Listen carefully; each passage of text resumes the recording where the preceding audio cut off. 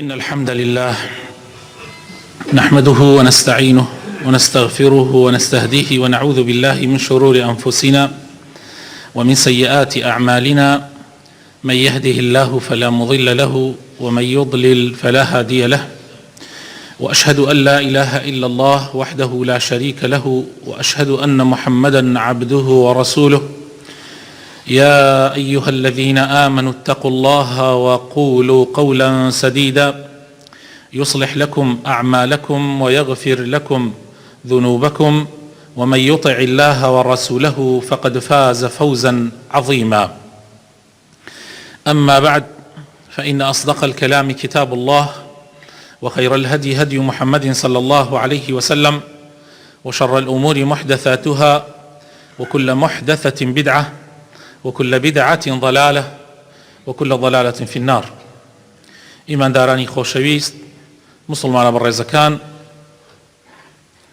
ئەمڕۆ ئینشاء الله باسی یاسایەکی تر لە یاسا قورئانیەکان ئەکەین بۆ بەڕێزتان، بەو هیوایی ئینشاء الله ئیسفادەی لێ بکەین بۆ دین و دنیامان، ژیانمانی لەسەر بینا بکەین وەکو چۆن پێغەمبەر صلی الله عليه وسلم ئەصحابەکانی لەسەر پەروەردە کرد و ژیانێکی بۆیان دابین کرد کە پابەندبوونیان بەم قاعیدە قورئانیانەوە وای پێکردن ببن بە خەیڕ القورون. ئەم قاعیدەی کە ئەمڕۆ باسیەکەین قاعیدەی پانزەیەم، خوای تەعالا ئەفەرمێ: قل لا يستوي الخبيث والطيب. سورەتی مائیدە ئایەتی 100. ئەی پێغەمبەر صلی الله عليه وسلم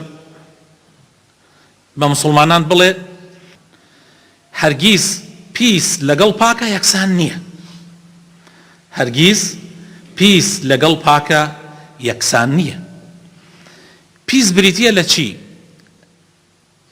لە هەر شتێک کە نەفسی ئینسان پێی بێ تاقەتە بێ، ئەوە پیسە. ئیتر شتەکە حسی بێ و دیار بێ، هەستی پێ بکەی بە بۆنی، یا هەستی پێ بکەی بە چاو، یان بە هەر هەستێک لە پێنج هەستەکە هەستی پێ بکەی کە ئەو شتە پیسە، نەفست حەزی لێ ناکە، نەفست پێی تێکەچێ. یان وەکو جاری وا هەیە شتەکە معنەویە، پیسیەکە پیسیەکی معنەویە خۆشەویستەکانم، یعنی نادیارە بە حاسە و بە هەستەکان هەستی پێ ناکەی. کەوابوو خۆشەویستەکانم، پیسی جاری وا هەیە لە اعتیقاد و بیرروباوەڕایە، کابرا عەقیدە و بیرروباوەڕەکەی پیسە. جاری وا هەیە درۆکردن لە قسەکردنە پیسە، لە قسەکردنە جاری وا هەیە پیسی دەرەکەوێ، و جاری وایە لە کردارەکانیشە دەرەکەوێ. ها ئەڵێن خوا ئەو کابرا کارەکانی پیسە، درۆزنە، غەشاشە، فێڵبازە، خەڵکە خەڵەتێنێ، تەعدا لە خەڵکەکە، یعنی کەوابوو لە عەقیدە و بیرروباوەڕ، لە گوفتارە و جاری واشەیە لە کردارە. بەڵام هەموو ئەمەی کە پیسن خوای تەعالا پێی خۆش نییە و حەزی لێ ناکە و قینی لێیەتی، و هەر هەمووی کۆ ئەکاتەوە ئیخاتە سەر یەکتری و بەرەو ئاگری جەهەنەم. ويجعل الخبيث بعضه على بعض فيركمه جميعا فيجعله في جهنم. سورة أنفال آية 70. لبرانبرا خوای تەعالا کە فەرمووی خەبیث، لبرانبرا فەرمووی چی؟ جگە لە خەبیث فەرمووی الطيب. طيب چییە؟ طيب عەکسی خەبیثە خۆشەویستەکانم. هەر شتێکە کە هەر عەقیدە و بیرروباوەڕێکە کە پاک بێ، هەر گفتارێکە کە پاک بێ، هەر کردارێکە کە پاک و جوان بێ، کەوابوو هەموو فەرزەکان، هەموو سونەتەکان، هەموو مباحاتەکان ئەمانە طەیبن. بەڵام هەموو مەکروهەکان و هەموو حرامەکان و بە حرامەکان بە تایبەتی ئەمانە خەبیثن. کەوابوو هەرگیز ئیمان و کوفر وەک یەک نییە، چونکە ئیمان طەیبە، کوفر خەبیثە. هەرگیز تاعەت و معسیەت وەکو یەک نییە، چونکە تاعەتی خوا، گوێڕایەڵیکردنی خوا و پێغەمبەرەکەی طەیبە، بەڵام معسیەتکردنیان خەبیثە. هەرگیز بەهەشت و جەهەنەم وەک یەک نین، جەهەنەم شوێنی خەبیثەکانە، بەهەشت شوێنی طەیبەکانە. و هەرگیز کردەوەی خراپ وەکو کردەوەی باش نییە، و هەرگیز ماڵی حەرام وەکو ماڵی حەڵاڵ نییە. ماڵی حەرام خەبیثە، ماڵی حەڵاڵ طەیبە.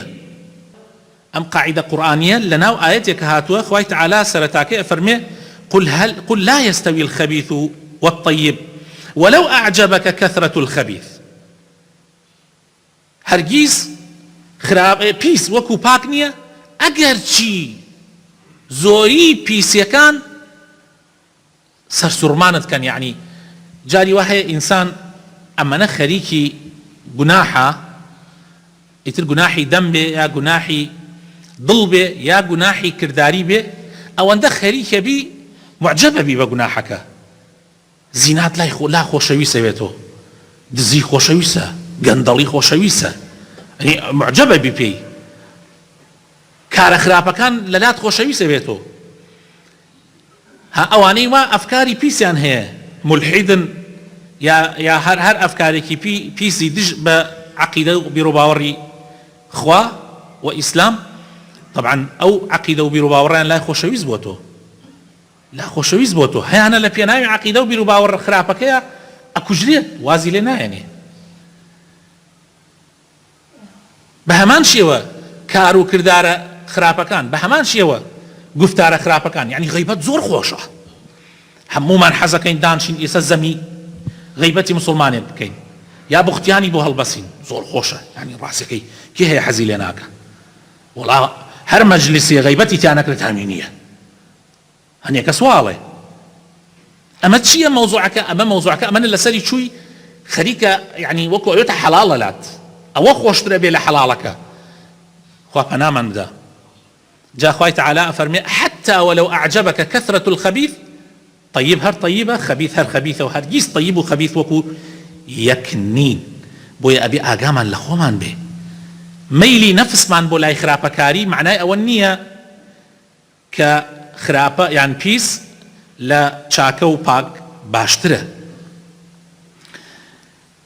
لەسەر ئەمە خۆشەویستەکانم تطبیقاتی عملی ئەم قاعیدەیە زۆرە، یعنی لە بواری عملیە زۆرە. یەکەمیان ئینسانی مسلمان گەرەک لە دنیاە بەردەوام بە دوای پاک و جوان بگەڕێ، بە تایبەت لە بواری ڕزقە، لە بواری پەیداکردنی ڕزقە. خوای تعالی ئەمری بە پێغەمبەرەکان کردووە، بە پێغەمبەرەکان ئەمری کردووە. خوای تعالی لە سوورەتی المؤمنون ئاەتی 51 ئەفەرمێ یا ئەیها الرسل كلوا من الطيبات واعملوا صالحا إني بما تعملون عليم. خوا ئەمری بە پێغەمبەرەکان کردووە بە دوای ڕزقی حەڵاڵا بگەڕێن. هەر هەمان ئەمریش بۆ مسلمانانیش گشتی کراوە و بۆ خەڵکی بەعام لەسەر زەویە جگە لە مسلمانانیش. خوای تعالی فەرمێ یا ئەیها الناس كلوا مما في الأرض حلالا طيبا. حتى كابرا كافريشة بابا باكين أنا كيدركا، حتى كابرا منافقيشة بابا باكين أنا كيدركا. إترجع إيمان دار أبي بدواي حلال أبقري ولا تتبعوا خطوات الشيطان. هنقاوة كان الشيطان نتان خلطين عموما شيطان دي أمان خلطين آخر دي أقر من أمنكم والله أمنكم آخر دواي رزق مناميني يعني هنقاوي هي شيطان هنقاو أدواب رو حرام. تو هر لهنقاوية كما ميلا بدباب رو حرام، هر لهنقاوية كما بزانا أما باكا أما بيسا كاميان هلا بجيري باكا كهل بجيرا نك بيسكا، باكا كهل بجيرا نك بيسكا. مگر ناچار بي گوشتی برازیش لکات ناچاریه درسته او نیوی بخوی تا نمری، او حالت ناچاریه بلام ناچار نبي دروست نیه. حلال رونا وحرامش رونا، بلام لبيني حلال وحرامه هني شتيه تيك الله سبحان الله، هني شتيه لبيني حلال وحرامه تيك الله. امان اقاتن الو تيك الله نبي شيطان تان خلطين جاري وايا برس بدم ملائكي لبر اوهي او بوقت حلالكي، بلام حلال وحرامش حرامه خود ما خلطينا جاء ابي اقامان لخومان بي. اما واي كردو سلف و بيشيناني ام امتا مالو منالي خوانيان جيلاوه ولاتي خوانيان جيلاوه برون بدواي ناني حلالا بقرن خو ايان توانيه لولاتك خوانيا بحرام بجي، بلام بوچي مالو منالو همشتي بجيت يلي ولاتي خود بجيت يلي اروي لبر اويتي كي حلال الدسكوي لسردمانك ام عالمها هموي اتشل للجنوب ايشيكت لبغاء ايشيكت كعبرا بمان هاتوا لبرويتي كيكي حلالي دسكوي. دروستە مسریەکان هاتن لە عێراق ئیشیانە کرد لەبەر ئەوەی تیکەی حەڵاڵیان دەستکەوە خۆ ئەتوانێت ئینسان بە حەرام بژێ بەڵام تیکەی حەڵاڵ هیلاکی گەرەکە ماندووبوونی گەرەکە لەبەرەوەی ئیمامی سوفیانی ثەوری ئەفەرمێ إن طلب الحلال عمل الأبطال ئەفەرمێ گەڕان بە دوای حەڵاڵە پیشەی پاڵەوانەکانە دوور لە ڕووی جەنابتان کەسانی هیچ و پوچ دایمەن بە دوای حرامە ئەگەڕێن کەسانی چاک بە دوای حرامە ناگەڕێ و حرام خۆشەویستەکانم وا ئەکا خوای تەعالا دوعات قبول ناکا و کردەوەکانت قبول ناکا کابرا عەرزی خەڵکێکی داگیر کردووە حتا جاری وا هەیە هی برای خۆت داگیرت کردووە هی برازای خۆتە داگیرت کردووە ئیتر لەمە وێنێ زۆرە لەم ناوچەی خۆمان کابرا زەوی یەکێکی داگیر کردووە کە زەویەکەی داگیر کردووە لە ناو زەویەکان نوێژەکە نوێژ لە ناو زەوی داگیر کراوە دروست نییە زۆر مشکلەیە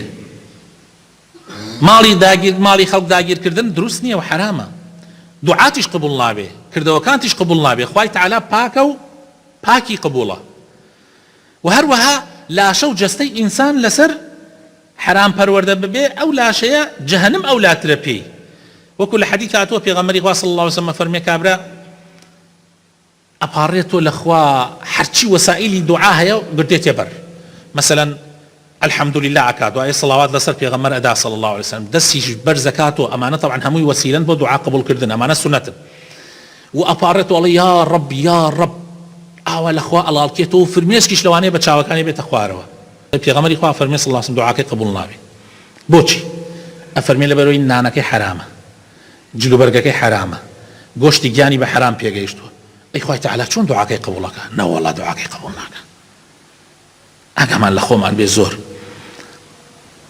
پێغەمبەری خوا صلی الله عليه وسلم ڕۆژێکیان ڕووی کردە تاجرەکان فەرمووی تاجرەکان يا معشر التجار إنه يشهد بيعكم الحلف والكذب فشوبوه بالصدقة فەرمووی تاجرەکان تجارەت مشکلەیە برایە تجارەت زۆر مشکلەیە سوێنی تیا ئەخورێ جاری وا هەیە قسەیەکەکەی نەوعێک لە فێڵی تایە بۆیە مەسئلەی تجارەت زۆر حساسە بۆیە پێغەمبەر فەرمێ صلی الله عليه وسلم تجارەتەکانتان پاکەنەوە بە سەدەقە ئەمە معنای ئەوە نییە کە تۆ بە حەرام پەیایکەی بە درۆ و سوێنی درۆ و ئەمانە و فێڵ ئینجا بڕۆی بتەوێ پاکیکەی تۆ خێرێکی لێ بکەی بۆ نمونە ئەمڕۆ فێڵت لە خەڵک کردە گڵایە قازانجت کردووە بێ 5000 بخەیتە ناو دەخیلەی مزگەوتەوە بڵێ وەڵا ئەوە تر تەواو نا قەسدی ئەوە نییە پێغەمبەر صلی الله عليه وسلم قەسدی ئەوەیە کەوا تۆ بە حەڵاڵی حتا بۆت ئەکرێ بە حەڵاڵی نانەکە پەیاکەی بەڵام لەگەڵ ئەوەی شەمادام تجارەتە هەر لە خۆ نەوع شتێکی تایە بۆ نمونە شتێکە فرۆشی سەیرەکەی بێجا 50000 قەنجازەکەی لە پیاوێکی فەقیر هەر لە خۆ یعنی ئەمە دڵ مرتاح نییە خۆ حەڵاڵیشە بەس دڵ مرتاح نییە جا لەبەر ئەوە ئینسان بۆی بکرێ مەسەن 10000 خێر بکە هەرێ بداتە فەقیرێ بیداتە دراوسەیەک بیخاتە دەخیلەی مزگەوتێکەوە بیخاتە کارێکی خێریەوە مەقسەدی ئەوەیە پێغەمبەری خوا صلی الله عليه وسلم جا لەبەرەوە ئەبێ ئاگامان لە خۆمان بێ و وریابین کەوا ئەم مەسائلانە مەسائلەیەکی زۆر حساسە داواکارم خوای تەعالا بخاتە ناوە جوانەکانی خۆی یارمەتیمان بدە ڕەحمان پێ بکە نوری ئیمان بخاتە دڵەکانمانەوە دامەزراوم کە لەسەر دینداریت لەسەر ئیسلامەتی یا ڕەبی خوایە لەو کەسانە بین کە بە دوای نانی حەڵاڵ و ڕزقی حەڵاڵە ئەگەڕین یا ڕەبی خوایە لەو کەسانە بین کەوا ماڵەکانمان حەڵاڵە و پاکیەکەینەوە یا ڕەبی خوایە بۆ خاتر ناوە جوانەکانی خۆت بۆ خاتر ئیسمی عەظەمی خۆت لە خەبائیث و لە شتە پیسەکان ئیتر لە بیر و باوەڕ ڕابێ لە گفتارمانە بێ لە کردارمانە بێ بە دوورمان بگرە یا ڕەبی خوایە بمان بەرە ملی هەموو طەیبات و شتە پاکەکان ئیتر لە عەقیدە و بیر و باوەڕ ڕابێ